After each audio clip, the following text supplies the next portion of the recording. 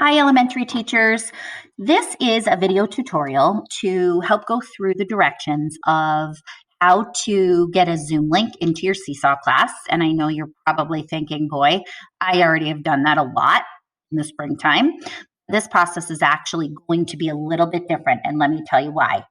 When we are all live streaming at the same time in one building, if we use what's called the web client, which is what you were using in the spring, if everyone was using that, it would pull from the bandwidth of our Wi-Fi and things would get very glitchy. It would freeze, perhaps not even connect. So we don't want that happening. So earlier in this presentation, there was a slide that gave you the link to install what's called the desktop meeting client of Zoom onto your desktop computer in your classroom. So if you haven't done that yet, pause this video, go back to that slide, and make sure that you install that first. You'll know that it's been successful once you see this Zoom icon that I'm circling up here in the upper left of my laptop, because I downloaded it here as well. So just be sure that's done before you go any further. So now what I'm going to do is I'm going to open up my Chrome browser, and I've already got open my distance learning sample Seesaw class. And then I just went to zoom.us. And usually when you go, you'll have to click over in the corner, my account, and then it'll bring you to your profile page. So I'm going to go to meetings. You're used to doing this because this is where we schedule a new meeting. So I'm going to name this one Zoom link in Seesaw. And then we're going to scroll down. Many of you were used to using the calendar date and time to schedule Zoom meetings. We're going to do something a little bit different because what we're thinking is going to be the easiest way for students and for you is to set up one link that you will go to every time and your students will go to every time that you connect with each other during live stream lessons. So we're going to click recurring meeting. And there is something important here that you have to make sure that you do when you set this up for the first time. And that is to come here of the frequency in which that the meeting happens. And you might be thinking daily because you'll be meeting with your students daily. But we have to be careful of that because daily, weekly, and monthly in Zoom sets a 50 visit limit, which means that that link is only going to be active for 50 Zoom meetings. And you can imagine with teaching several lessons a day that that link will expire pretty quickly. So we want to make sure that we choose right here where it says no fixed time. That's unlimited.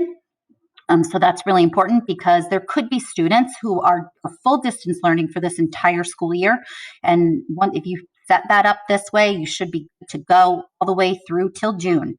And then I'm going to keep my meeting ID generating automatically. And I don't like to use my personal meeting ID for a recurring meeting simply because Zoom reserves what's called your PMI or personal meeting ID. So you can do an instantaneous Zoom meeting with someone and make it happen super quick. And so I don't like to use that up because you might want to be doing those quick Zoom meetings with colleagues, with your principal. So let's keep it as generate automatically. In the other video tutorial that I really would like you watching, and I know it gets scary when you see a 1 hour, but it is a really good soup to nuts, like going over Zoom for educators. And one of the things they talk about in your settings is embedding the passcode in the link that you share with students. Some of you may already have been doing this in the spring, which is awesome. But you will, in that video, you'll see you have to go into your settings and it says enable one click for users. I think that's what it says. And it makes it so that when your link and your invitation comes up, students don't have to type a password or passcode, which is great. And then we're going to go ahead and save it. then you're used to the screen coming up, and we know that the copy invitation is over here to the right. So notice that in addition to the Zoom link, there's this PWD. That's where password comes in. So that's the embedded link there. So you're going to make sure that you grab all of it. Sometimes there's a second row of letters and numbers. If there is, make sure you copy both of those. But you just want the URL. You don't copy join Zoom meeting, because when we put this link in, it won't read it correctly in Seesaw. So just be sure that it's the URL code. And then I'm going to right click on that and copy. You can use your shortcut on your keyboard to copy. Control C are the keys to use. And now I'm going to toggle back over to my distance learning Seesaw class. So I thought about this and spoke with some colleagues, and we really think that the best way for you to save this link is not as just a post, but as an announcement. So that way students can go to this link easily and it does not get buried in their journal feed. I joked last spring about this, in a student journal, it's like the abyss.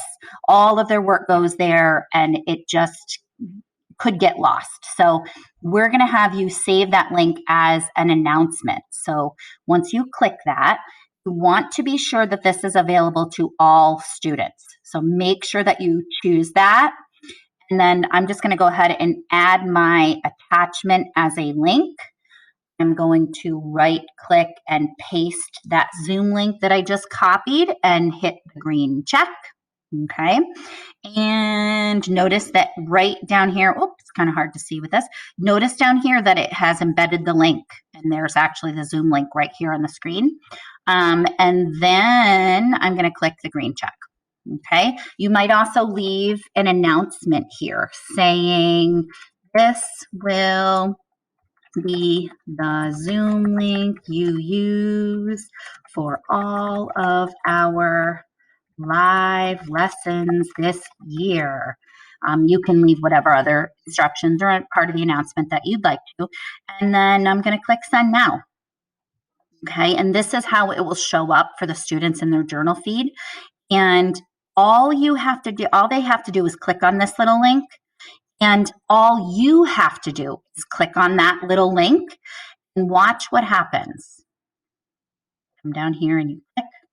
Okay, so we are used to getting this open Zoom meeting. So what's going to happen right now magically behind the scenes is your desktop computer is going to know not to stay launched in what's called the web client. Notice I'm circling up here. Oops, sorry about that. I'm circling up here because it shows it's the web client. Watch what happens. We're going to go open Zoom meetings and it's going to connect and it's going to bring open. Oh, there I am. Join with computer audio. Okay, so now my Zoom meeting's up, ready to go. There it is, full screen. Got lots going on here, and I'm just gonna make that a little bit smaller. So now what we need you to remember to do, and this is the really, really important step, we need you to be sure that you close out of Zoom tabs. Okay, right now your computer is running this Zoom meeting and it's very low bandwidth that's being taken. But right now, because our other Zoom tabs are launched, it's going to grab from the bandwidth.